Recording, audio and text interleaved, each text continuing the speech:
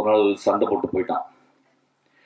சண்டை போட்டு போனோடனே ரொம்ப நல்ல பையன், ரொம்ப நல்லா படிக்கிற பையன், ரொம்ப சின்சியரான பையன், உண்மைன்னு அப்படியே சொல்லாமல் ஒரு ஒரு எம்பாடிமெண்ட் ஆஃப் ட்ரூத் அவன். அப்போ நைட்டு ஒரு 12 மணிக்கு அவன் வந்து நான் மெசேஜ் போட்டான் அவனுக்கு.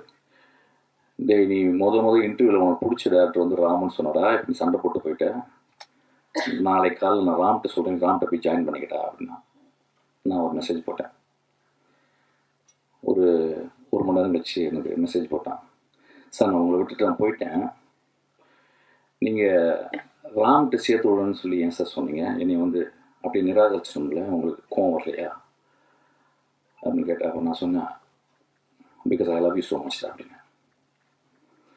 அவன் அந்த எண்ணில் அழுதுட்டு முதல் காலில் வந்து என்னை கட்டி பிடிச்சிட்டான். ராம் எங்கள் வாழ்க்கையில் எப்பயுமே அப்படி தான் இருக்கிறான்.